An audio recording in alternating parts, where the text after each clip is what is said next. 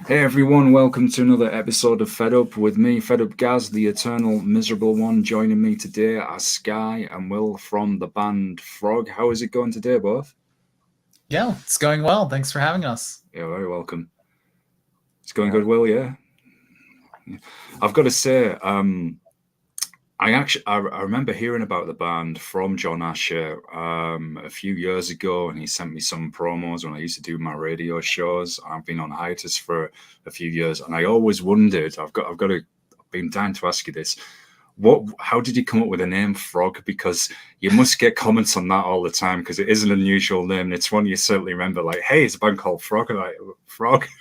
Yeah, it's a funny story. It's actually it's actually not that deep or complicated. Yeah. The band technically formed in it was 2010, I think, technically. It was like a high school band. We did a bunch of like Children of Bodom covers, Synergy covers, and some original music. It was mainly me and another guitar player, and we had a drummer and a keyboard player and a bass player. Eventually we got around to, wanting to do a Nightwish song, and I only screamed, I didn't sing. But my sister did like choir and stuff, and she sang and did musical theater. So she was like, I'll join the band, but we either have to call it like Cheese with 3 E's or Frog with 2 G's.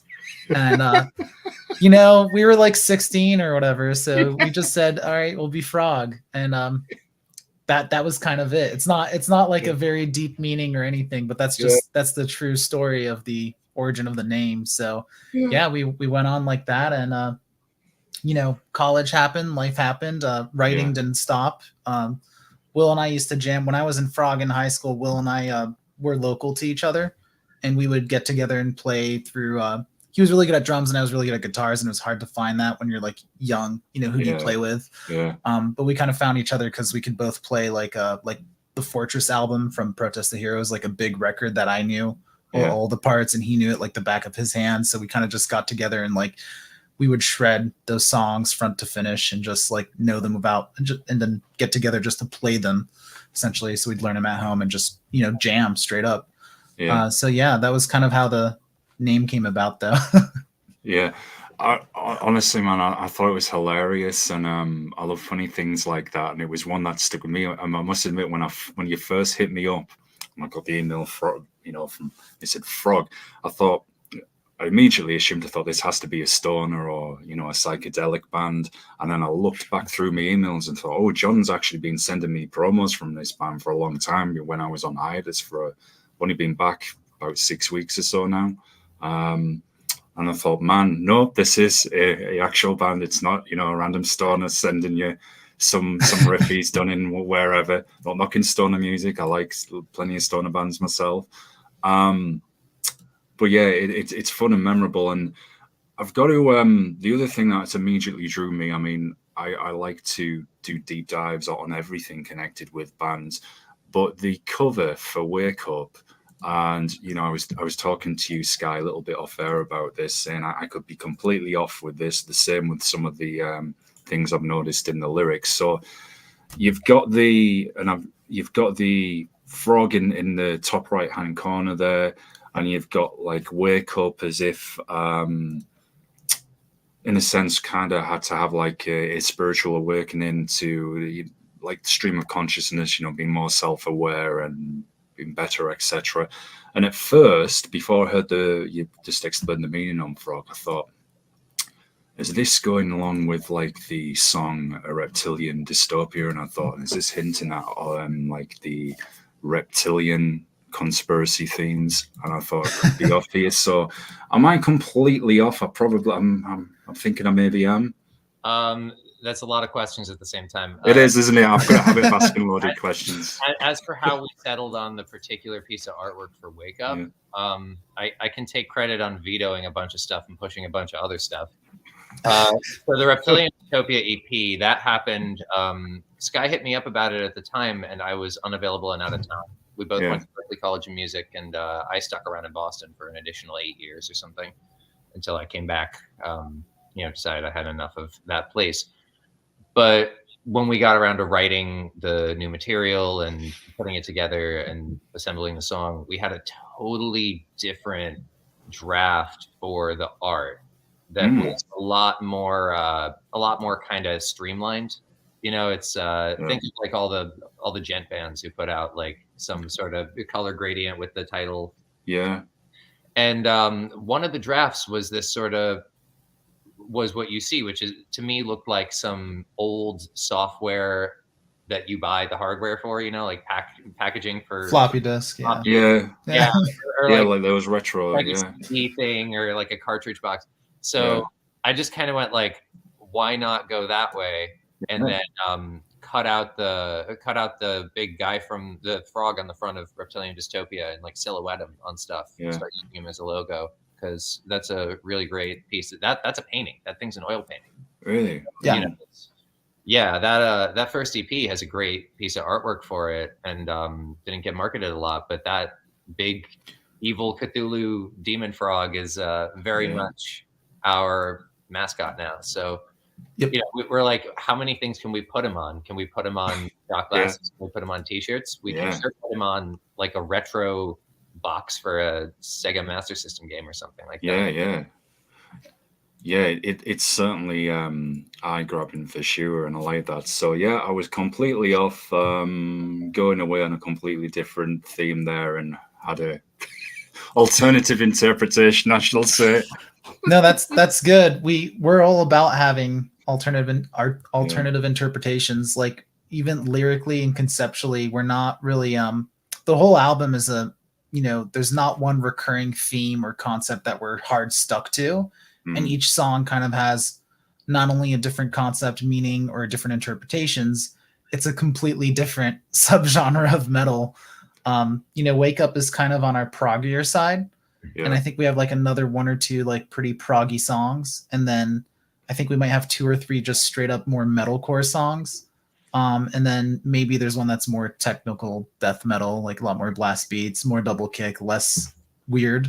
But it's an interesting album that we're working on, Will and I, that is, because you have like just these huge, and they're not like, surface level prog. It's like, this is a 14-minute song cut in 2 parts, levels of prog.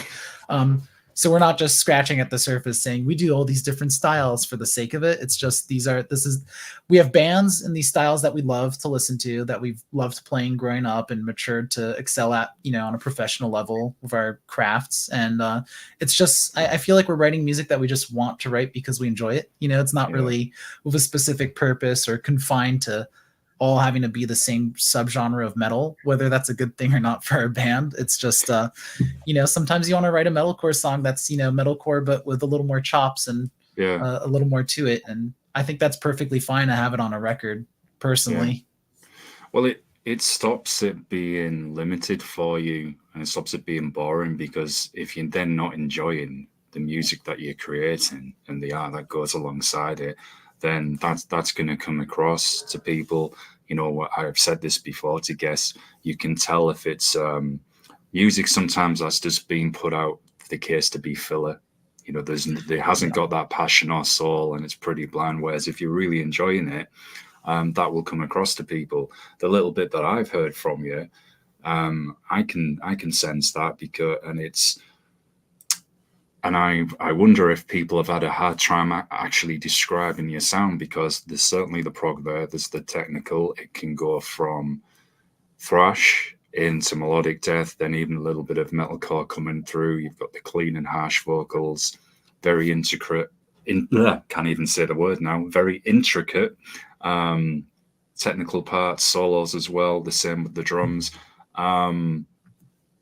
So that shines through, that you obviously have this passion for lots and lots of music, and you're bringing all of that together. So, Will, I'm doing loaded questions and statements as usual, as one of my habits. So, how have people, as a band, have they had a hard time trying to, I guess, put you in one particular genre? I mean, it shouldn't matter, to be honest, and just say, hey, it's a metal band, multi-genre. I just wondered what your reaction's been. Yeah, I'm sort of pushing for it to be more difficult for No, I mean, really, my whole sort of MO is that I play Indian classical music. I play Nice. stuff. I play. If you can throw a dart at a map of the world, I play the local stuff. I have a shakuhachi just sitting here because I was practicing that before we started. Like sitars and sotobahars in the background. Awesome. I'm a fusion guy, Yeah. and I come from initially sort of worshiping like the Mahavishnu Orchestra, the Mars Volta, and into metal that becomes Unexpect and Mike Patton projects and things of that nature. Really avant-garde, really technical as a tax form, but also just as genre blendy, unapologetically as possible. And I'm not the only one these days. People like Between the Buried and Me. People like Diablo Swing Orchestra over in Sweden. Yeah. Or putting out stuff that I like. So for me, defying the genre tropes is kind of a reflex. And as we put out some weirder stuff, you can blame me every time. There's like I have a trope of every time that there's supposed to be a blast beat, I try and see if I can insinuate a disco groove into a metal. We got one in Wake Up. Yeah, we do have one on the second chorus. Yeah. I've been doing some of the first EP, some of the Reptilian Dystopia stuff. I wrote a very up-tempo, aggressive disco thing as the live version. Yeah. Last beat. And double time swing and stuff like that. Yeah. I started with a jazz fusion guy and then found out that the best progressive material ends up being in this heavy space. Yeah. So, if it's hard to pin us down, good.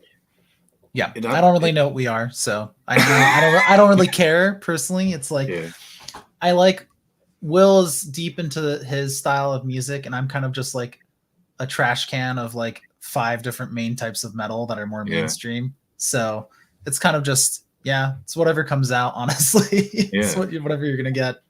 Yeah, and then that push and pull is how this stuff gets written. It's that I've known Sky for more than 10 years, and we disagree on every single element of songwriting, but we're very compromised with each other. So like our styles are entirely opposite, but we've never had an argument. We go, oh, I hate that. Okay, let's fix it. And then immediately we just come to an agreement. So like, I've heard people describe Wake Up already as being this like sort of overwhelming mix of things. And I go like, I feel like it's a little tame. This feels like a pop song to start on for me. But to each their own. We're all working from a different starting point on weirdness. Yeah, but that is so fun to hear, and especially as you said, you disagree with every aspect of songwriting, yet you don't have an argument. That is so rare, because I often will ask bands, how do you get past sometimes the challenges when you're writing material and you're recording, etc. A lot will say, agree to disagree with necessary compromising or taking some time out, etc. But you're the first band, I think. Apologies if I've not been able to remember anyone on this, but I think you're the first band that I've had on the show that I've said, we disagree in everything with songwriting, yet we don't argue. That's really cool. I think that it's because we put the music first in those moments. Like it's even when we're recording drums, I'll have Will completely, because he transcribes all of his parts and I do as well. We all notate everything, so everything has sheet music. And we'll be recording and I'll be listening back while we're tracking his drums, since we're like a self-produced band for the most part when it comes to tracking, at least. And we'll change parts on tracking day, just because hearing the real drums with those vocals, or something might not be like meshing the way you think it would have, versus when you're playing it in the space when we rehearse together, it might feel like it's fitting, but sonically it doesn't. So we'll very often change stuff on the fly with each other's instruments. And I think the reason we don't argue is we're prioritizing the music versus our like egos or like our personal tastes. It's a struggle. Like it's a continuous effort type thing, and I feel like once you stop putting in that effort, it hurts the music, which kind of defeats the whole purpose of making the music. So even down to ego stuff. Like if you're someone with a weird repertoire and a whole lot to work with and a lot to say, it comes down to the recognition that like, okay, well, if you're a weird sort of like outside the box diamond in the rough sort of player, most people don't have ears the same way you do. They have Yeah. a different kind of thing that gives them the dopamine response. Yeah. Probably valid to listen to every other perspective to figure out what people think. You Yeah. know, Yeah. I know that I'm hearing things differently because all of my stuff comes from a place that people don't seem to be writing like. But then from there, I go, okay, well, that's an advantage. It also means there's something wrong with me in the ears of like most listeners. If we want anyone to listen to this stuff at all, I need someone with a little bit more of a traditional songwriting aesthetic in mind who at least Mm. cares to. You know, I'm so used to idolizing people like the Mars Volta who just kind of like make it a habit to tell their entire fan base to get bent and just like release the next thing that sounds nothing like anything I've ever done before. Yeah. But I find that absolutely fascinating. That you've got these different perspectives, and man, if only more people could do that across all aspects of life, put their ego aside, when necessary, and think of the bigger picture. Referring to pro wrestling as well, another interest of mine. That's something that they need to do on that, and you often get as much backstage drama that actually happens on the shows, all because sometimes people can't think of the actual business, the product that they're putting out there for the market and the fans. So that is a really, no patronizing here. That is a really good method to maintain going forward with a band. The other thing I want to touch on as well is the lyrics. One of the first opening lines, trapped in this delusion, I'm so numb, the momentum is corrupted, break apart the system till there's only one to blame. I just wondered if you both could share some insight for us into what inspired the lyrics. Yeah, the whole song is kind of about it's funny. I wrote the song with a few different ideas in mind, and I wanted to have lyrics that encompassed each different idea and for them to also be like simple and accessible. Yeah. So the song can be looked at as, I'm a huge fan of the Matrix series and the whole idea of being in some, advanced ML like environment that's totally virtual. And so it was that was one of the concepts in the song. But another, idea was having an opinion and being wrong, but you carried that opinion to the death and you don't realize it till the last moment that none of the facts line up and you were a total asshole and you were wrong, so it was kind of also that there's also that kind of like interpretation that it was written with intent for, and then also just, feeling, like your life is super formatted, and everybody is going through life in like a very formatted, controlled way and not truly free. So it was those three main like ideas. There's like some sub concepts, but those were the main like drivers for what Wake Up is about. There's also like maybe a political one that I heard people like interpret as like a political thing. It wasn't written with that intent at all, but it does. The lyrics do fit that narrative, I guess. But that's the one we didn't write any intent behind. So yeah, I could see how people could, I guess, come up with a political analogy, like as if they're, I guess, trapped in a continual horrendous dream in a way, I guess, of the same game with polytricks happening. They're being deluded by another person who says, right, I'm going to be the answer, etc.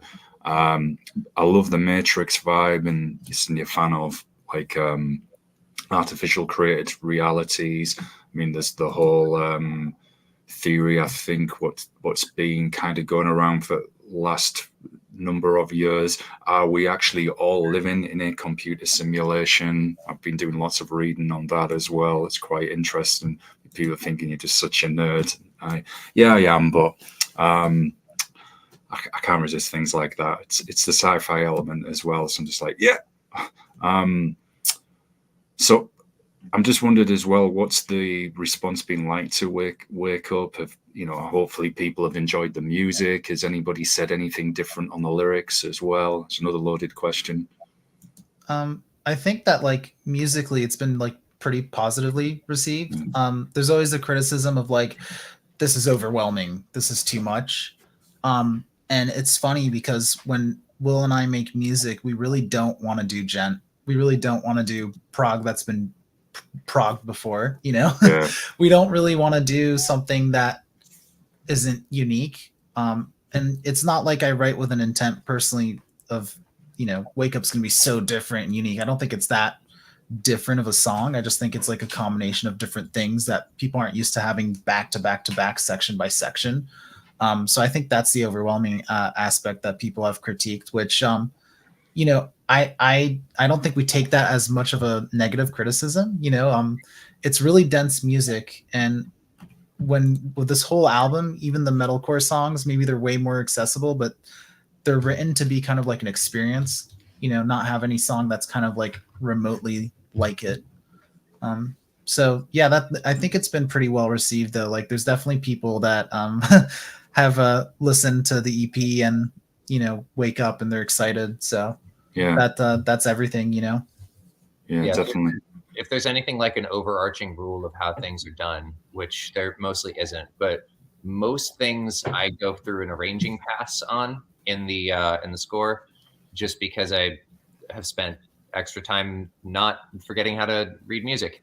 And the principle that I like to apply to everything is drop the idea of like verse chorus song structure, even though we end up with it in the end anyway. We end up with that pop structure superimposed in. But what's important is the filmic language and just sort of using that as a proxy for songwriting, because that's how you actually get shot to shot editing, scene to scene editing. Okay, well, shot to shot editing is that's the Kuleshov effect. That's shots in montage. If you find a certain tension in two very different types of riffs juxtaposed together, that's the move that's being done more so than either riff being played. And that's this is my weird esoteric, like, let's no it's I dig it, man. Film theory and just the strangeness of approach, which is why I need someone like Sky to rein me in. Yeah. And to write the lyrics sometimes, because mine get really, really esoteric in a hurry. They kind of usually read like some sprawling schizophrenic thing scratched up written in blood. So it's good. Sounds delightful. Let's make sure we have a hook in this. Yeah. People can hear it and then sing it back to you. Yeah. Simple word good, Will. Simple word good. Yeah. That's maybe why I was wondering about some of the esoteric themes, like with the cover when I first saw Wake Up, and it turned out to be no, this is kind of retro inspired, because I have that thought process sometimes myself and interests in those areas as well. And just there, as I was going to come with a point on something you said, Will, that thought process is now going to evaporate. So I'll have to come back to that. Awesome for that to happen. But hey, there's another band, actually, a death metal band from Greece called Septic Flesh, who use, man, I find them fascinating, the way they use the classical instruments. I've seen videos of them playing with orchestras. So I think that you know, with you using world music as well, I like that, of people who can bring this different approach. We're seeing that with a lot of bands at the moment, like Alien Weaponry from New Zealand, who are using, you know, Maori lyrics as well, kind of Sepultura-ish vibe, I guess. And I think that's pretty cool when someone can do a different perspective and add something extra. It's always interesting and certainly pulls in the audience, because it's like, hey, this has got something a little bit extra to it. So I was reading that, you know, and as you said, Will, you know, you're very multi-layered yourself with music. So have you both always enjoyed, this is loaded question time, have you always enjoyed bringing all these different aspects into your music and just want to, I guess, create something, as you said, that challenges, I guess, the listener and can offer that unique take? Yeah, I always boil it down to the live experience. And the problem with playing like 200 instruments is that you can only play one at a time. Yeah. Using a studio in this sort of way is a nice thing, because we didn't want to be a band who was using backing tracks, but we sure are a band that uses like the neural DSP quad cortex to make it so that a guitar tone with a million effects on it turns back the normal rhythm tone, which is something you just can't tap dance on your pedals and be at the same time. So we go like, well, might as well keep when I played the Latin percussion section in Wake Up, those were all one takes. I have videos of those on Instagram. They were all improvised. Wow. Are they improvised still when you play them back when we're playing to a click? Because we sure are going to need that click for his guitar to do what it does when it switches patch changes in the middle of a solo.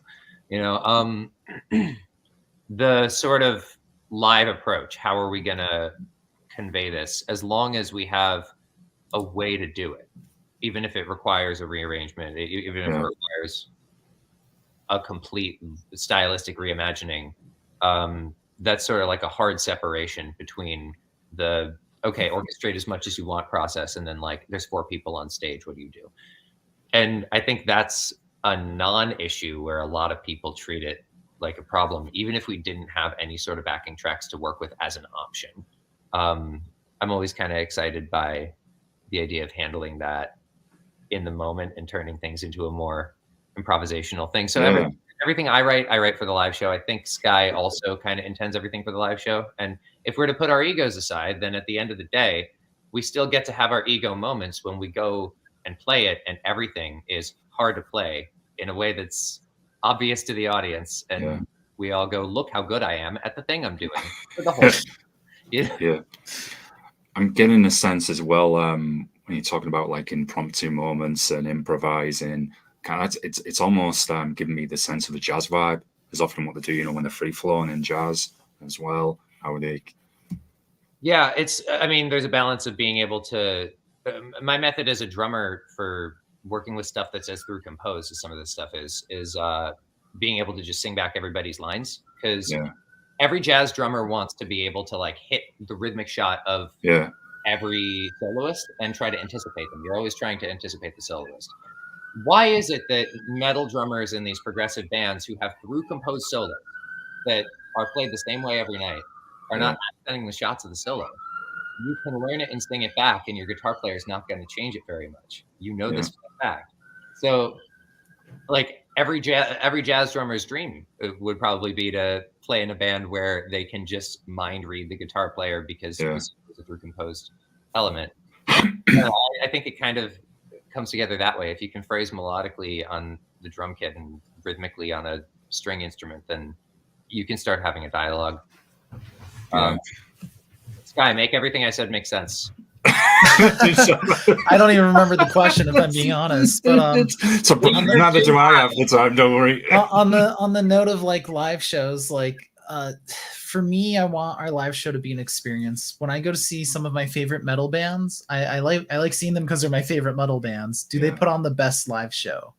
Often my answer to this question is, if I'm being like honest, and if I'm thinking about really the sonic experience, not the going to the show, seeing the band and all that, the answer is very often no, even for, the bands that are my guilty pleasures. And so Will and I live, I think, Will, you're like a 2-minute drive from me. We practice so much. So we're really tight. As we're working on this album, we're rehearsing practically weekly, for hours each time, just shedding all the songs. It's gotten to a point where I'll tap the intro to Wake Up and I'll start like saying memes in the mic, and Will start rolling his eyes, and I'll start saying different locations of different parts in the world. Just it's a good practice habit to be able to just like talk while playing like a really hard song. It makes it really good for, crap that can go wrong live, and be able to just like jump back up and figure it out in the moment. So I feel like when it comes to our live show, it's definitely going to be very tight. The whole intent is we're not going to play before we're ready. And a lot of that has been figuring out our full like live lineup has been quite a challenge. A lot of people don't want to spend a lot of time on music like Will and I would, or practice as much. So Oh yeah, make no mistake. Every time you talk to a really technical band, the challenge first and foremost is never, ever, ever, ever the chops. Everyone in a really technical band can play really technical music. The difficulty is always, always, always in the sheer volume of memorization that you have to do, and putting in that time up front is the key to everything. I mean, like, if you think of like what's the hardest gig you could have ever had, probably working for Frank Zappa. And Frank Zappa's whole shtick was everyone has to learn this 100-song book of Frank Zappa difficult compositions, and eventually like stylistically change. If he does a mustache twirl, now you have to play it like Weather Report, you know, things like that on the fly. It's all, but you would still have to be hitting all of the chord changes and all of the main melodic motifs of St. Alfonso's Pancake Breakfast or whatever the hell he had you playing. So there's not a gig like that now, thankfully, but Zappa put out a lot of records, and there are plenty of study material for everyone for the next like 500 years of music. Yeah, that's it. But yeah, being able to play everything, not just on a technical level, but knowing it like the back of your hand, knowing what everybody else's parts are, knowing what is going to happen, and then doing it often enough that you know what might happen. That's when you can start to roll improvisation into this extremely through composed music. And a lot of the time, a lot of the variations that are possible are a little more obvious than you think. I mean, a lot of this is neoclassical stuff. That's what it kind of boils back down to, until I start throwing in Eastern modes on top of stuff that make everything alien counterpoint that has to be played just so. Most of the time, technical death metal has, which is really where Frogg started with the first EP. That's Necrophagist and Obscura. What is Necrophagist? Necrophagist is Baroque, is Baroque counterpoint. That's what they're doing. For the entire Epitaph record, it's Baroque music. Happen to be doing it with guitars and a drummer with double kick and a bass player who can tap in a way that nobody else could at that moment. You know, it's if you went to a music school like we did, and you know a thing or three about tonal harmony, then you go like, oh, this is Baroque counterpoint, so I can kind of treat it like figured bass or something, and just kind of, oh, okay, well then let's put this extension in this weird jazz chord and then put a minor 9 on here. Or I'll go, oh, I'm going to follow the melodic inflection of that part instead of that part, and move it around the drum kit instead of playing the groove, and then meet back up with the time. Especially with a click track in my ear, that makes it easier. Yeah, from the way you described it, to put a martial arts reference on this, it's almost like Brazilian jiu-jitsu of metal and of music. Very, very intricate, very complex. You certainly have to practice and practice and practice incredibly, so just so you can get that little bit better each time and everything flows perfectly. And then you can anticipate as well when you're playing live. When you mentioned earlier as well, kind of about like the filmmakers kind of vision, how to construct things, I immediately got my mind working, as I did creative writing and screenwriting at college. And I was just thinking, I had me back in the mud. Yeah, when we were putting storyboard in each scene or writing out the acts, etc., how everything was going to go together. With you being able to play so many instruments, Will, have you then developed kind of a method where you naturally know, say, what instrument will work for each song if it's outside of drums, even if it's not something you're playing yourself? Think, right, no, this one would really go for this style. Yeah, it's there is a reasoning there, but I treat it like it's just impulse, because it's better to do that than to explain everything. Because I will talk forever about the first ancient origins of any given thing. Yeah, it comes across that way. At the same time, I like to, I think to learn anything from another place, you have to learn the tradition, you have to learn the history, and learn how to play it damn well correctly. But then you end up with this sort of cross-pollinating repertoire where there's things I do as a drummer that I wouldn't do if I wasn't also a tabla player, you know?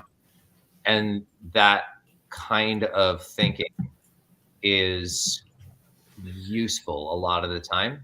So usually if I show up with something scored out, I might not mention like, oh, this is based on some raga motion that you're not supposed to be able to make Western harmony work with, which we haven't released anything like that quite yet. But the album's going to get weird. Sometimes I just say like, okay, trust me, this is a mile-long sniper shot, and like 5 people get it, but it's worth it. Yeah.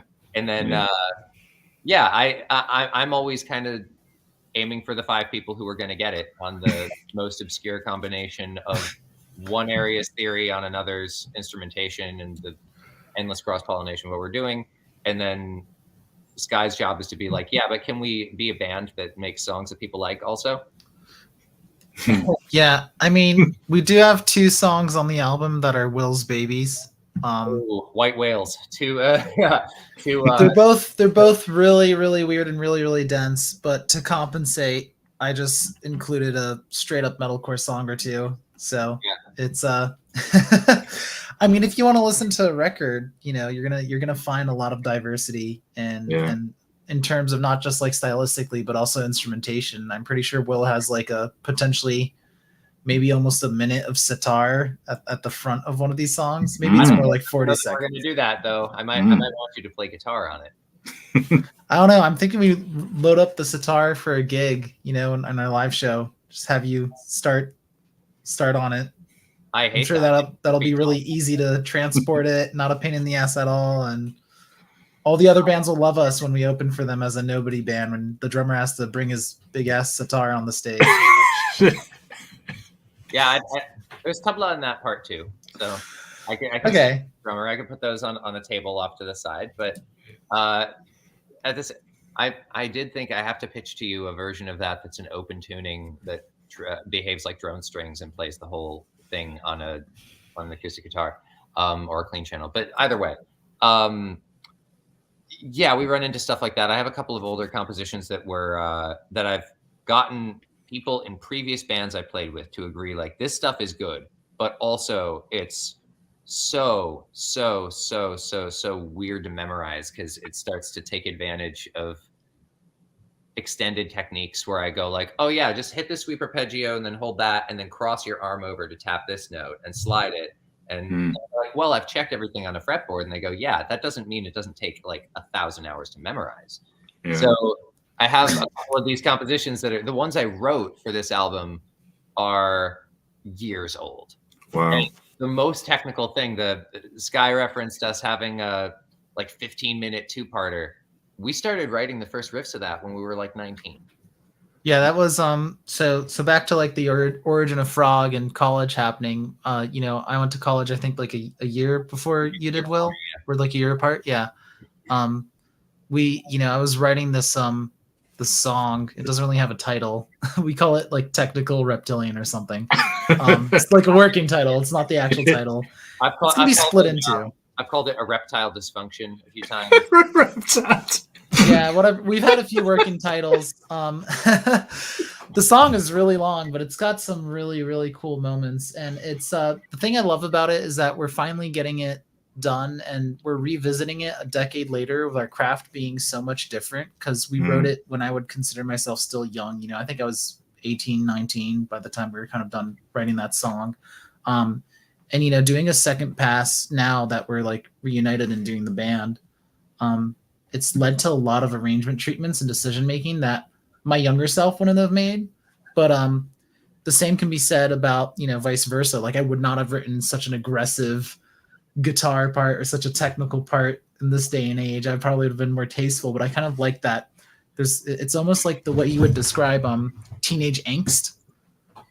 Is how I would describe it. It has that like angst element still in the composition that I don't have as much in me nowadays as I get older. Yeah, a season of anger.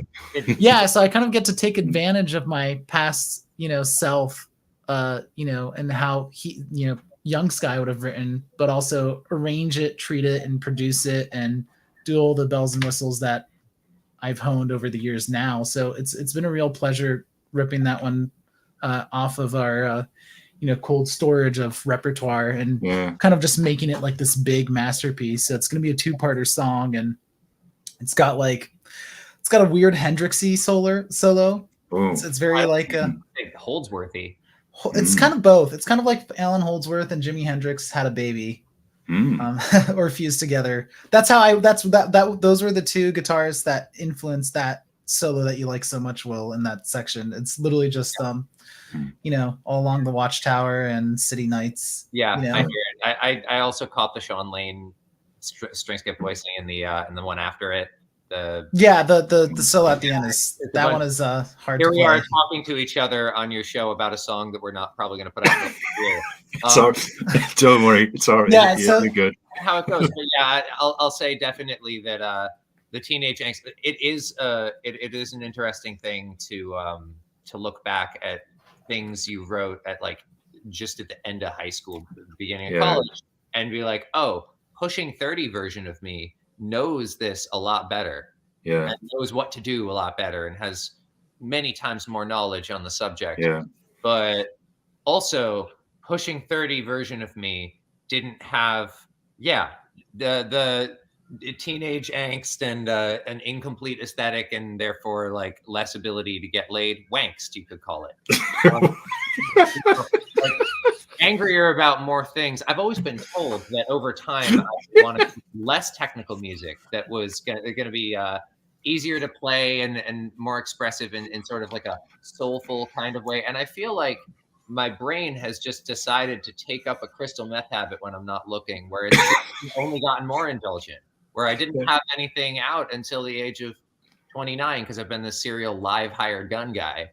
And I go, okay, let's write the most indulgent bullshit we could possibly most indulgent to the world, and show up. Yeah, we play really fast. Yeah, we're damn good at our instruments. Yes, this is too much repertoire. Yeah, I'm referencing a jazz thing and an Indian thing and a Middle Eastern thing and also a metal thing in the salsa section of a pop song that people think is metal.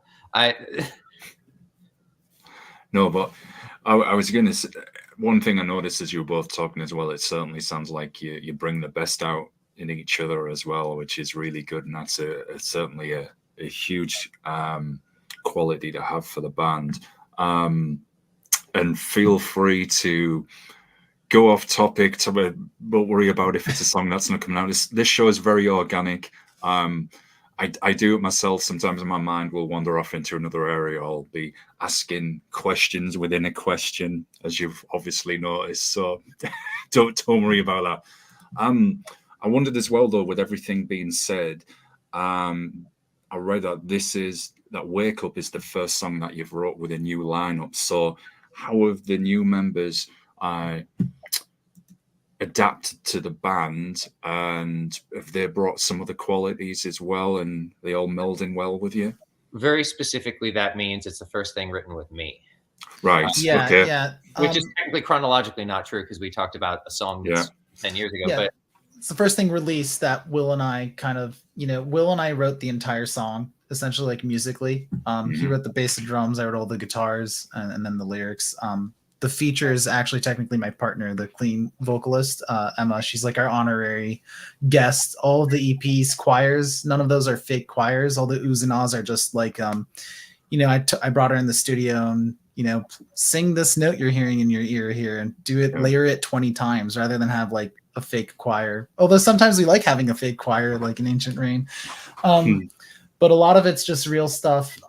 For the lineup, it's tricky. We've already burned through 2 bass players essentially, kind of, and the other guitar player in the video is Max Gorlick, who's a good buddy of mine. I play guitar in a band with him called The Mantle. It's like a Brooklyn-based prog band, and we have a new album coming out with the Mantle too. I think it's in the last stages of mixing. Oh, but he's kind of like a good friend of mine and a good friend of Frogg, and he's kind of our sub / fill-in, but he doesn't really want to be in the band, so we're auditioning a few different guitar players for live, which is it's complicated music. So the first step is, can they play this stuff? The second step is, are they like cool and down to earth like Will and I, because we're very chill. Like we're not aggressive at all. We're very objective oriented. You know, we don't like.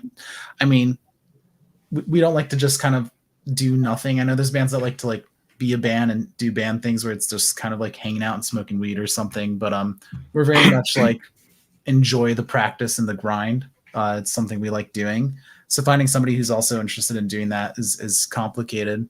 But yeah, as far as the record goes, it's all basically Will and I as far as the instruments, and Will's friend Nick Thorpe is who recorded the bass on the song. Yeah, ultimately what it comes down to, I think step 0 is, again, having the time to memorize all this material. Like ultimately I've played with that bass player a lot of times. I wrote that bass part and it's a nasty, hard bass part. That is not pleasant to get through, but he tracked it great. And then he just kind of went, hey, I'm in like 3 other bands and also based in Boston right now. The amount of repertoire I'm learning is too much for me to be able to commit to Frogg. And that's sort of what ends up happening, is that when we burn through people, it's not for a lack of ability or even a lack of enthusiasm about the music. It's more just like, do they have time for the memorization? You know, Max G, who played guitar, he's in another progressive metal band where he's writing everything, where he's the band leader and the guitarist and the vocalist. And he, when he doesn't want to be in the band, it's because does he have time to learn all that technical material and all our technical material, and not really have skin in the game in terms of songwriting? You know, it's one of those tricky situations. So like, we've had to give people the talk about, okay, welcome to Frogg. You're walking into a thing where there's already material written, and there's going to be a lot to memorize and not as much room to come in with a riff and go, hey, let's workshop this into a song, because we have a record planned out. Yeah, where it's a tricky thing. You know, at the end of the day, I think we're gonna have like a sick live show and a sick live lineup. It's just a matter of like everything fitting. You know, our bass player after Nick, who was actually in the video, love that guy. There's no, when I said burning through people, there's no bad blood. We're all, I know how you meant it. Yeah. It's just, you know, he's getting a PhD. He's also in his own, you know, his own band that's, you know, super avant-garde and mathy. And so everybody just kind of has everybody that we're well networked with or friends with or get along with that we're interested just have so much on their plates already. It's hard to kind of nail down a full roster that's committed. But on the bright side, we do have a few people interested right now in the band. You know, as far as playing guitar goes, there's a few different options. I'm pretty confident on one of them. But yeah, it's a pretty easy vibe, you know, compared to other bands. And it's also very what we're offering anybody who comes into the band is very, I think, generous. It's not stingy at all. Like Will and I are not very fiscally motivated people. We're achievement oriented. So it makes it easier. Well, there's a focus there. There's obviously a clear roadmap. Get what you're saying. Sometimes it's circumstances. People can be too busy with other things, and it's not that, hey, I don't want to help or I don't want to be committed to this. I'm already spread way too thin. So realistically, I can't give what I would like to, or that you were wanting. And if someone's coming in new and you've got the material there and they can be willing, dedicated, learn it, memorize it, and then hopefully that person can think forward as well, think, well, in the future, when we get past this, there's other material we can all share, go back and forth with some creativity with each other. And it's a positive in a way, saying, hey, you can come into the band as well. We've already got material there. So it's not like, as you said, we're having to, hey, what we're going to come up with and jam, we'll go from this riff to this. There's a clear program. It's set out, and to put a student kind of vibe on it, I like the fact that there's that structure there, that there's a clear program that you can study and learn, and it's there. I appreciate that approach. Probably thinking, as I said, with my college head, I like that in martial arts as well. I like things that are structured, where I can clearly see what I need to do, where I can go with it as well. So that's something personally I can relate to. I just wondered as well, when are you hoping to release the full length album, and are you going with a retro vibe on the artwork for it as well, like a single? So leading into the album, we have another single that we just got the master for a few weeks ago, called Dandelion. We've already dropped the name somewhere else. Nice. So yeah, that song's wicked. It's working with like our new producer. That is going to be coming out sometime in December. And then we have another single, a third single, that'll be our final single before the album, of another song. And we're pairing that song also with a music video, but instead of a performance music video, it'll be a concept video, so a little more film-esque, if you will. And that'll be coming out in the spring. And then Will and I think all that's left for the album is like 2 or 3 songs need arrangement treatments, but they're already written. And then it's just a matter of recording, and some of the songs are ready to go. Others will take a few dedicated 100 hours of practice or whatever it'll take to get everything down super tight. Yeah. And so we're looking at like a summer release, and if assuming everything goes well, early summer. If things go not as well, late summer, but definitely sometime in the summer. With 2 more songs essentially leading into it, and they're all going to be part of the album essentially. So, and do you have any particular themes? I don't want to spoil it too much. For people, not to spoil it too much. This album is not a concept album or a thematic album, because the music has, again, we have these different genres. Like there truly is like a straight up Vela Maya-esque metalcore song. Nice. Next to, some of the very weird stuff Will has written. That's not like very weird stuff that I don't really hear in any other band do.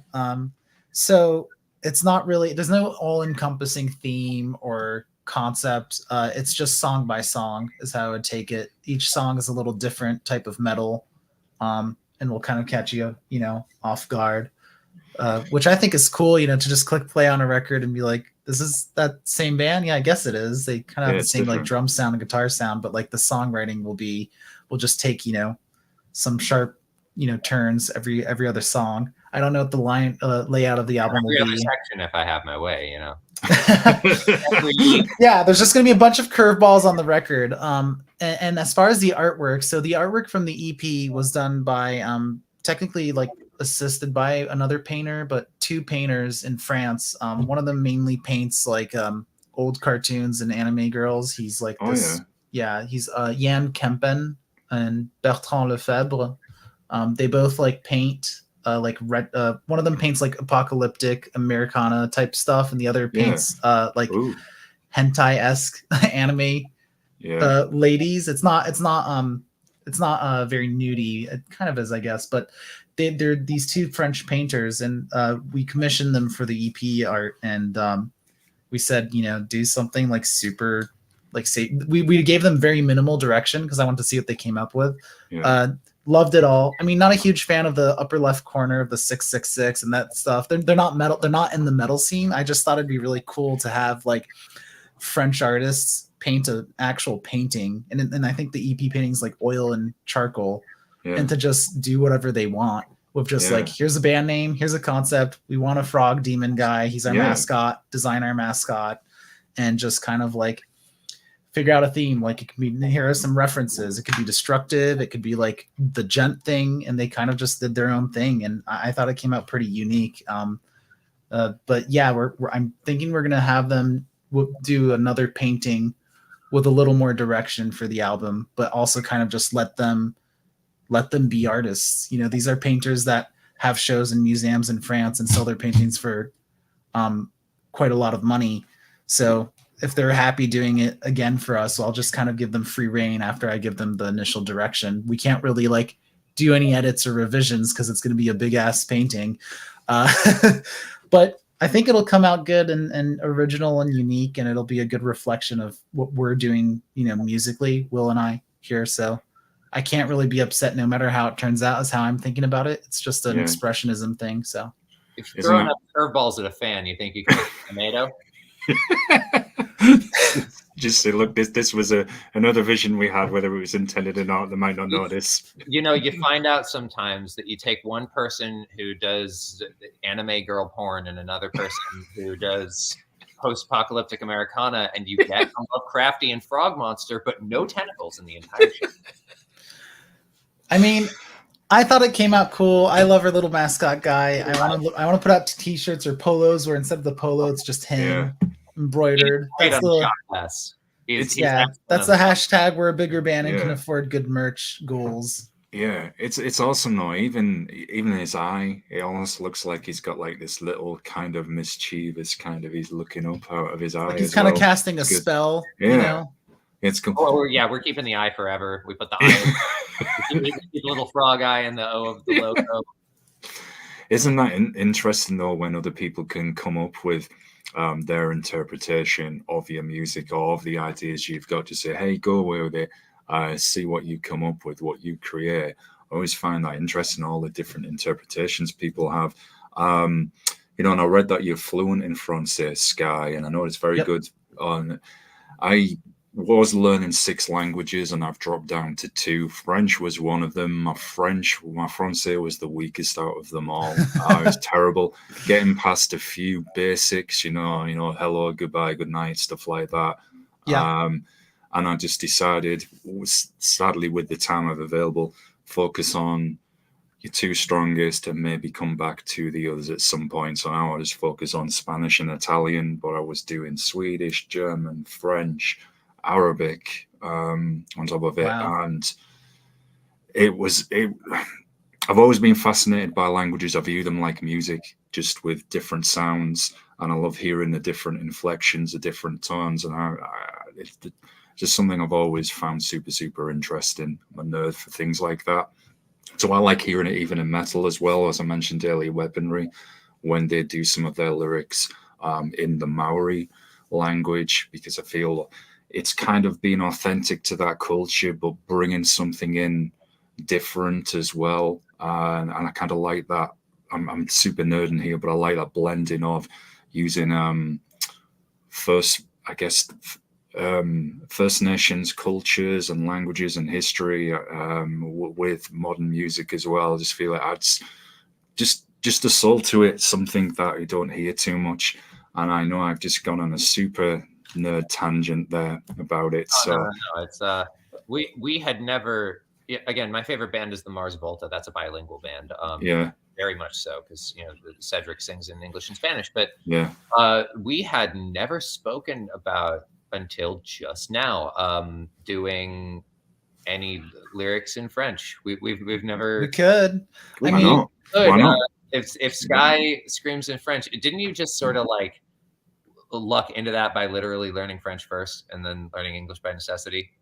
Yeah. So when I was really young, we decided we're moving to Paris, as a family. And when I say young, I mean like 3 years old. Yeah. So I was just like, here, your first words. And then suddenly you're in another country and everybody is saying different bullshit that you just learned. And you're like 3. And it's like, what the hell are these guys saying? And I was kind of just plopped in a little private school in the city. And it was just kind of like, I don't understand or know what's going on. It's just nod your head yes or nod your head no. And I was a kid, so I learned really quick. That was essentially like my first like fluent like language. And I moved back to the States when I was a teen, so I kind of spent my whole like childhood over there. So it's a weird thing to learn one language and then the other when you're young. The bilingualism is strong in me. What? If you want to go really heavy concept, we could write lyrics in a language that neither of us speak. Just do a whole song in Italian. No. Maybe. Maybe we could do like a song about oppression and do it in like Farsi, like Persian. Well, I had a Persian guy on the show a few weeks ago, and his music was really beautiful. And he also, I think he was in the process of trying to film a documentary about all of the ancient sites out there in Iran, but sadly it's a little difficult with the political situation. But man, that guy was fascinating. It was kind of his music was a bit like Orphan Land, and it was really beautiful as well. And who was a really interesting guy to talk to. And it's funny, there was another guest from a death metal band called Heads for the Dead, Swedish guy, and he was telling me he lived in Czech Republic for a year, and he just picked up the language. And then because he was hearing it all the time, he became fluent in it. But then when he moved back to Sweden, and he said, you know, like with anything, and I found that with my Francais, if you don't practice it, it just goes. And then you might remember a few words, if that. And he said when he moved back to Sweden, that was it. His Czech just disappeared. But they always say that if you live somewhere, you know, within a year, usually you can get pretty fluent in it. But yeah, languages is something I can nerd about frequently. I just find them so fascinating. So we were talking about, you know, the as well mentioning the Frogg, using that for merchandise as well. How cool that is. Fun fact, I read as well that you're a father of 3 tree frogs. Oh yeah, that's right. Which I actually just had to take one to the vet yesterday. She Oh. grew like a little. We think it's just like a fatty lump, but she grew something on the back of her head. Gale. Yeah, I have 3 little frogs. They're good. I have to feed them live bugs every other day. They're kind of finicky of upkeep, but they have a big tank, mister, and they're well fed and well taken care of. Very lucky. Yeah. Oh, it's nice, man. That is. With that said, do you have any planned merchandise to go alongside the new album featuring the Frogg? You know, any special limited edition shirts, vinyl as well? We're talking to, so vinyl is an interesting concept. There's a lot of like print to order places. Just got to make sure that the quality is good. Because we found when you're doing pay to order, which is a band. I mean, we're a very small band. Hoping to change that soon.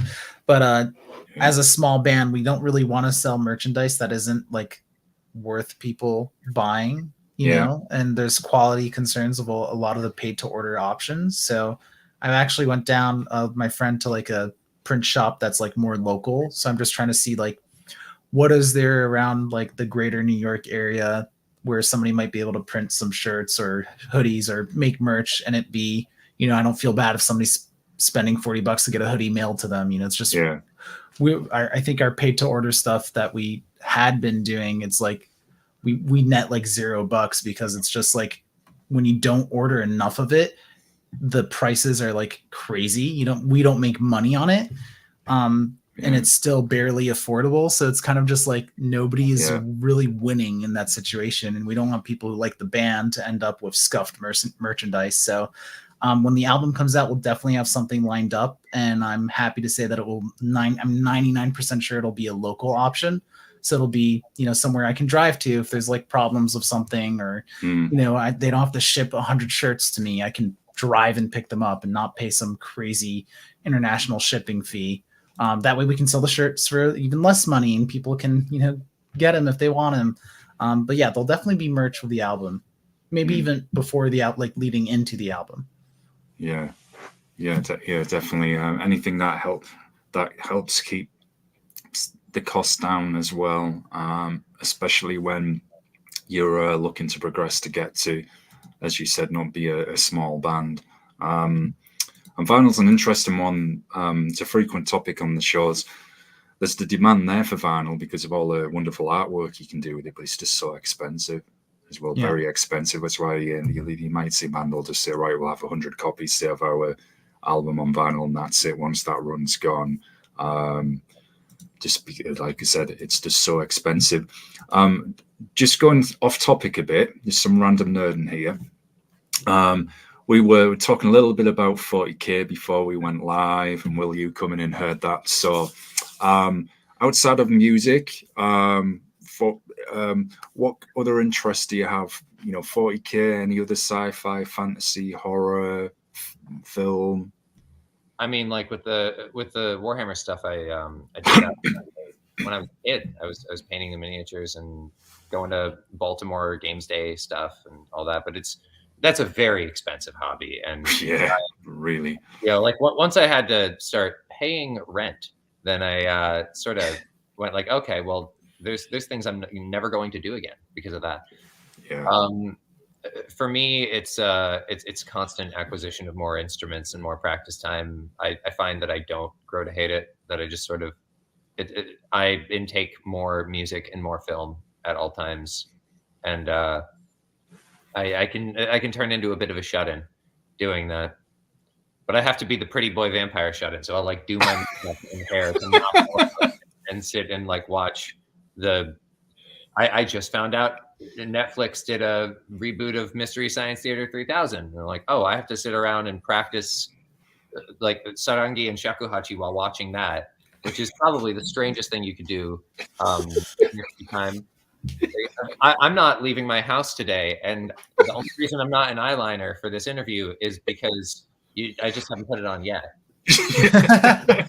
Yeah. All right. Yeah. Lead character answered. Sky, say some normal person shit. I like playing video games with my friends. I love VR. Do you play that thing that back when Games Workshop went like, hey, we want a game, and then Blizzard went like, hey, we can only make it with orcs and humans, and they went, oh, then we're pulling our IP because you can't have just orcs. Yeah, I remember that. And then eventually into this big MMO. Yeah, I do play some WoW still. It's like one day a week. Okay, I'm a new man. No, but I like gaming online with my friends. It's how I keep in touch with like a lot of French people, and we also love. My girlfriend likes to game. Our living room is like we don't use our fireplace, so it's just a supercomputer. When I say supercomputer, I really just mean the latest NVIDIA Intel combination. Actually, it's AMD chip with like a 4090 card in it, but it's like a VR setup. So like I have like an index in my little guitar studio. We have one in our living room and another upstairs, so our friends can come over and get drunk and we can trio and just have like VR at home. So I'm kind of a gaming nerd and then a computer hardware nerd, and I guess I also like high finance, but that's kind of boring. So no, it's yeah, I was kind of a bit similar to yourselves. Game when I can. I'm obviously fascinated by languages, sci-fi, history, horror, movies. Music and movies are my main passions. Outside of martial arts, it's pretty the whole reason for doing this show. What I did at college as well, writing and screenwriting. Just again, it's just a passion. Probably watched more movies than probably most people on the planet have at some time. Quite unhealthy in that respect, but anyway, sometimes with some of the most horrendous, obscure movies and imaginable whatever too, and people are like, "How can you watch on it?" And I'm like, I just have to.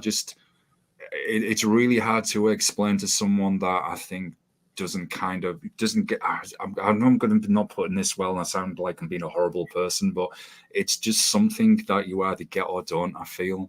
It's kind of a bit of an obsession. For some of us, it's like how did you live before you knew the differences between the U.S. and Danish releases of Reptilicus? Yeah. I can get friends will be like, "What the hell is this you found? You watch, some obscure sci-fi fantasy movie or horror from whatever," and I'm just fascinated by it from all film. I'll watch anything from say $1 budget to whatever. I just like it all, and yes, and I said it's okay as well to watch a bad movie to know yes I'm watching something that's horrendously bad, but yeah I find it entertaining. It's kind of it's a huge guilty pleasure. It's the escapism with it as well. There's just something about it, and I've seen some real true horrors in every sense, which that would make a whole other show in itself. But I was getting that sense, Will, that you've always had that passion for music, and obviously with all the instruments you've got and play and keep acquiring. So is that just something that you've naturally had innate, that talent for music, and you thought that's where I want to go to college, develop this further and continue? I like to be this sort of completionist polyglot with any skill set I pick up. So when I was a lot younger and a lot bigger and heavier, I was a martial arts guy actually, and I was a kung fu guy, and I was okay. Like let's get proficient at every possible wushu weapon form. Yeah, and that's sort of maybe it's just a interaction with objects and spatial reasoning. but having that sort of completionist reflex when I started taking drum lessons, and then I was getting good. Eventually, my old teacher showed me players like Trilok Gurtu and Pete Lockett and Zakir Hussain, who were playing. Trilok Gurtu would play like tabla with one hand and the hi-hat pedal with his other foot, and then like a conga over here. And I went like, oh, you have no idea the monster you've just created. So I just kind of set about going, let's be a more complete drummer, and then I became a percussionist in my own right outside the kit, and let's be as complete as possible about that. And then eventually, at this weird point in 2020, the world ended, and I went, okay, well, let's pick up all these string and woodwind things too, with all the free time. So yeah, like at the time it was just sitar, but from when I was 22. But then when the pandemic hit, I went like, oh, no one's going outside, and also I happen to be up on money.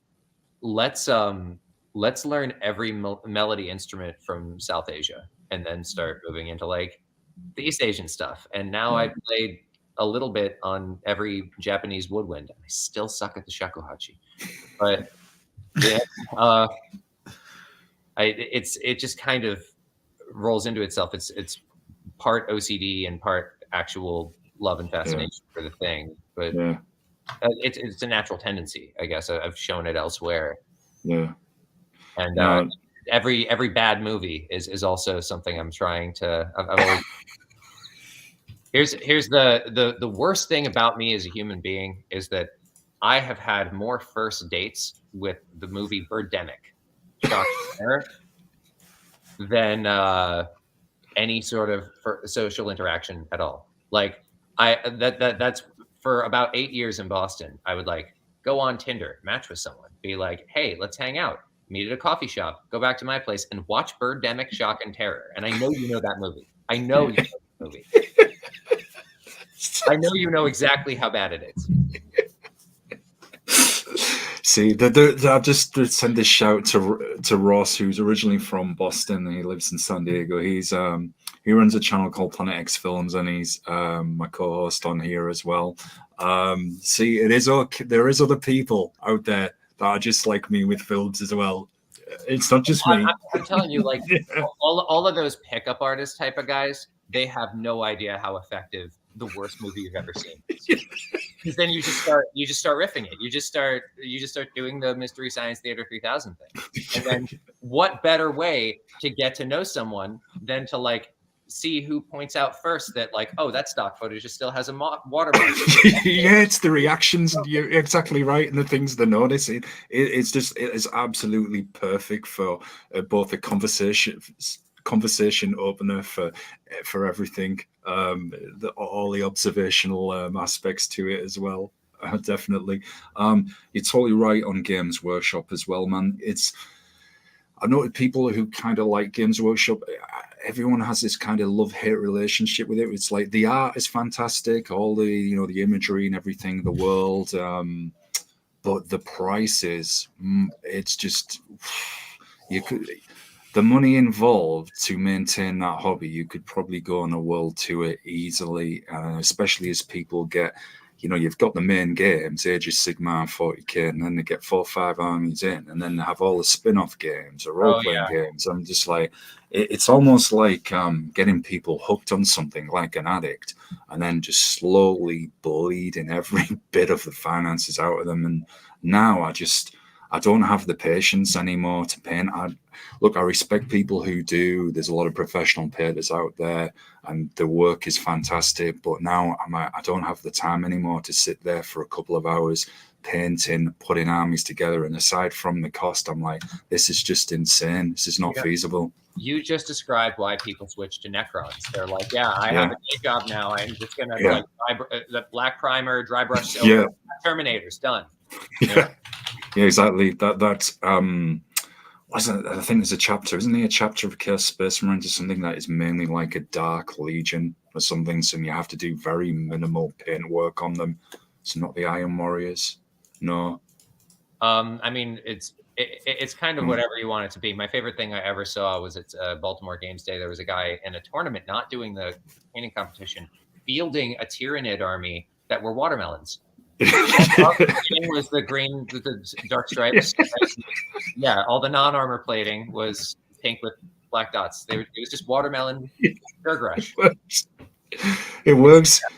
Yeah, all about keeping it simple. Let's get those something that's not so.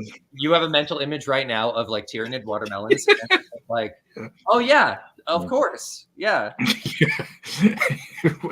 that Carnifex is bright and contrasting, and it clicks. Yeah, it sounded like when oh man, I'm gonna just show how much a nerd I am. I was playing it wasn't D&D, but it was like a role play game similar to that.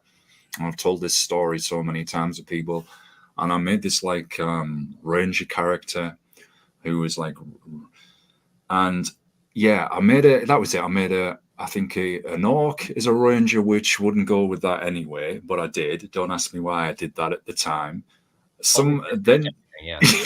Functioning like a rogue, yet he's a ranger. Supposedly, I'll run down the corridor and I'll disarm all the traps. I'll set me up. So well, yeah, I did. I just ran down the corridor, just setting all the traps off. Got to the end, turned around to the GM, just said, "I'm a ranger, mate." He was like, "Why did you do that?" I just randomly thought it would be fun. Every single tabletop D&D style thing falls apart if you create a character whose diegetic story is metagaming. So like if you have that eidetic memory like I have, then you've looked through monster manuals for just like creature designs and the artwork and the lore that they write in, and then you end up accidentally memorizing every the pages of a book you've seen. So then somebody invites you to go play in D&D, and you go like, okay, what I'm going to do is make a bard and just like dump stat charisma. And his backstory is going to be that he is a paranoid schizophrenic who believes he's a character in a tabletop role-playing game. So when something spawns in, you can just like kind of start listing stuff straight out of the monster manual, but like as part of his raven. And see how long it goes before the GM kills you. Yeah, love it. Especially then your next character has to be just haunted by the ghost of a paranoid schizophrenic who knows the monster manual. Like you can just roll it forever. Or if you're going to do dump stat charisma, you can also just ruin every campaign by like, I'm a bard with all the charisma. Roll to seduce. Yeah. It's a dragon. Roll to seduce. Yeah, it's always hilarious seeing the reaction of them GMs are the ones who get like overly competitive and really invest in it. And if you're coming in like with anything like you've just described, like their faces on the verge of exploding. Which is funny. Yeah, I'm just selling myself there. Yeah, I'm always good to do a tabletop game with anyone out there. So back to the music, just for a moment or two.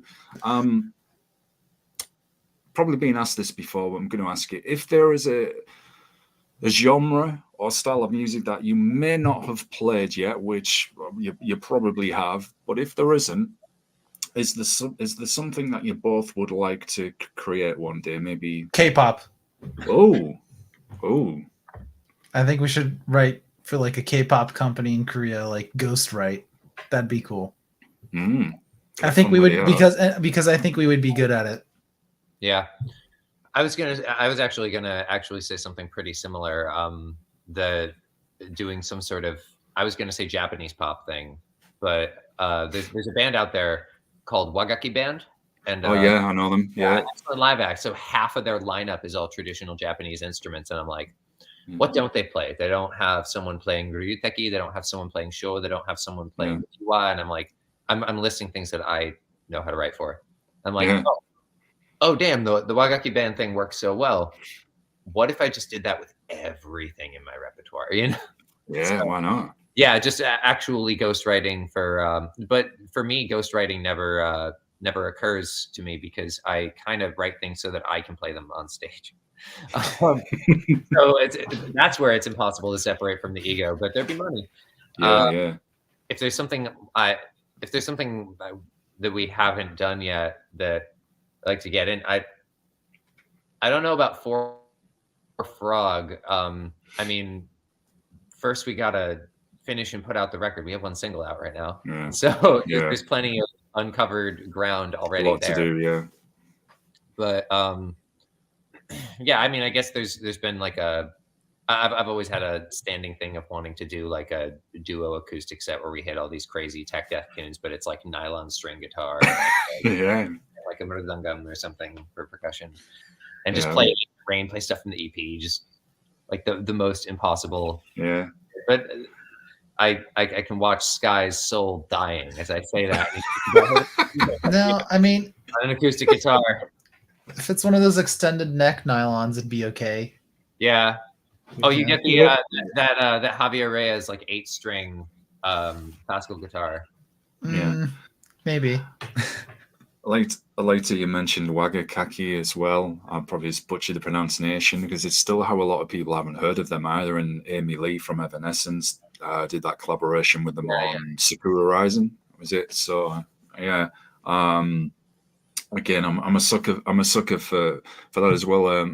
Zaitochi, old school martial arts movie, and at the end of the movie, they've got they're using like the traditional Japanese drums, and they're all beating them in rhythm, and they kind of got these wooden sandals on, and they're kind of doing this choreographed dance to the theme at the end of the movie. And I even liked that, just the score on the soundtrack.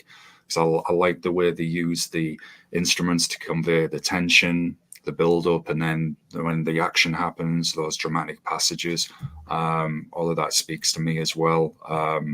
Again, I say it on every show, just to have a very overactive visual imagination, which can be a curse sometimes. But yeah, oh well. Don't think about like taking a toothpick and putting it under your big toenail and then kicking it on the wall. You know, like just keep that out of your head. Yeah. Yeah. Or like putting your tongue inside of an empty soda can that's open and then just like twist and yank. Don't think about it, you know? It's Pua Sky. We've certainly got off topic. No, it's just you guys both might be way more nerdier than me. Might. Only maybe. Correct. Only maybe a little bit. That's fine. Go all out. I don't judge. There was years ago, we used to, Ross, who I mentioned, we used to do this show on under a different name, like on an old kind of shoutcast radio stream.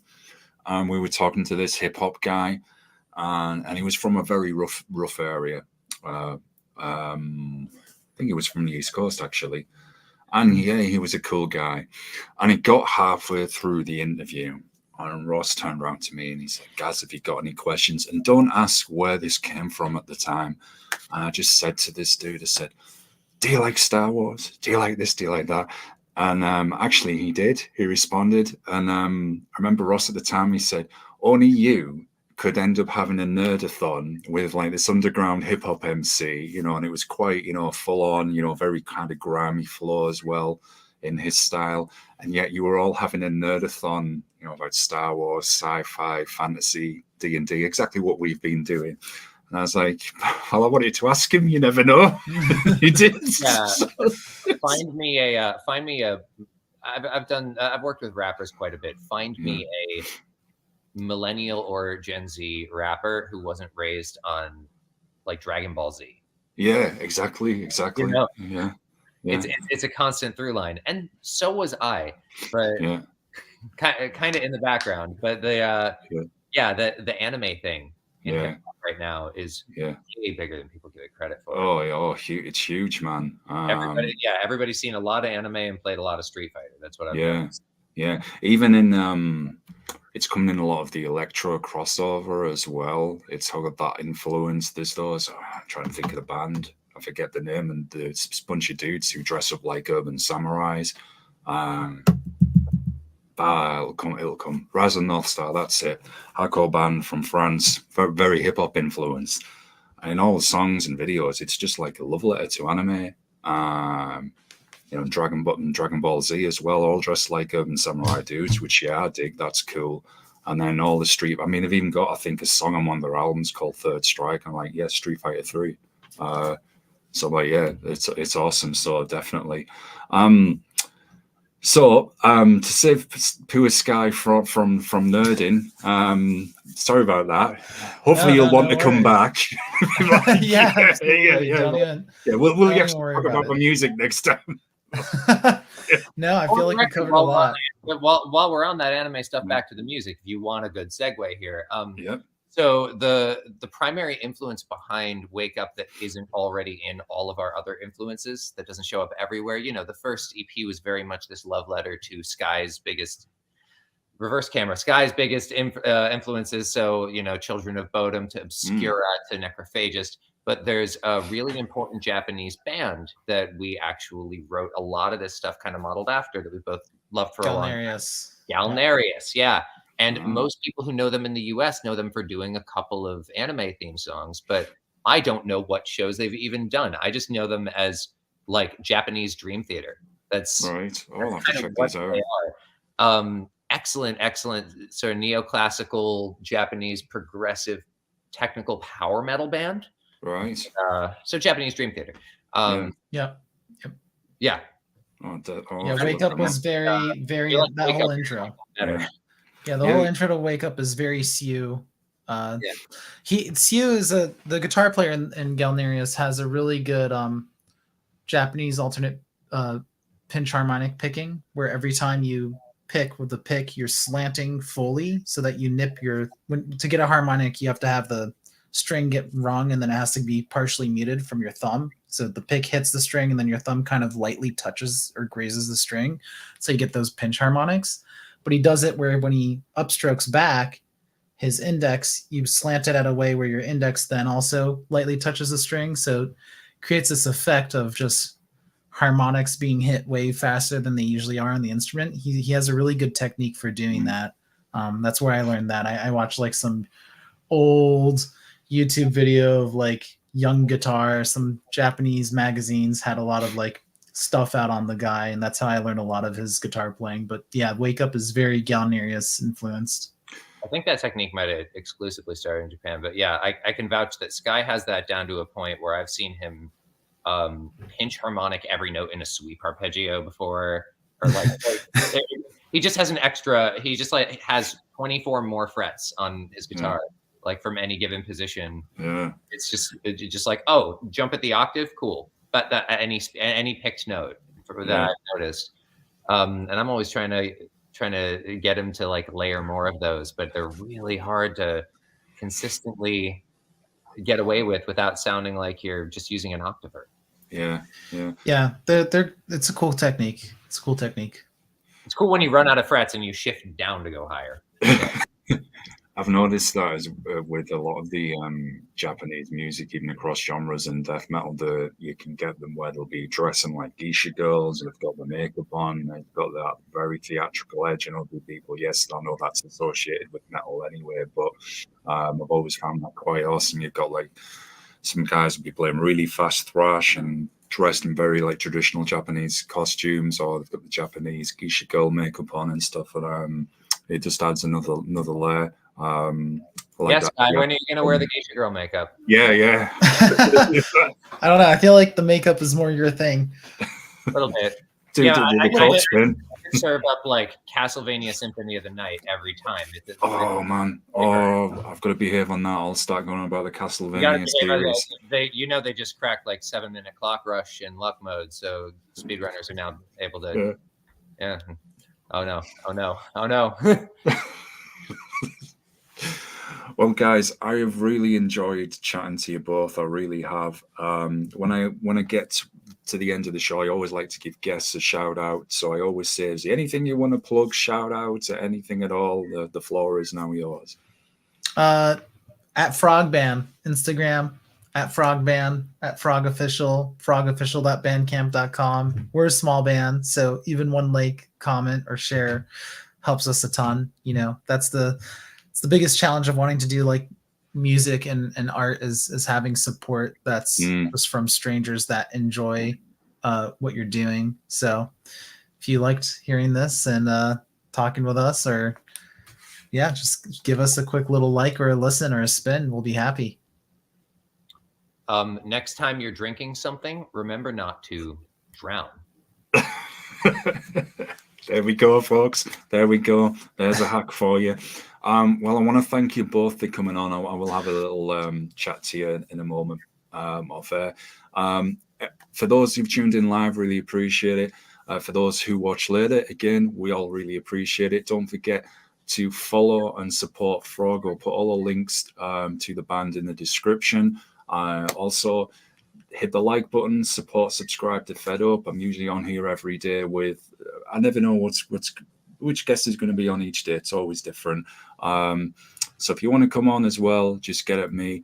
Everybody have a good day wherever you may be, and I'll see you in the next episode. Take care of each other, and peace out for now. Shout out to John from Asher Media, as always. Thanks for helping, man.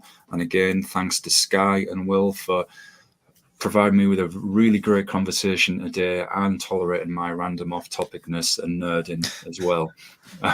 Likewise. You're very welcome. So it's some comfortable pause time where I hit end stream. I think everyone's used to this now.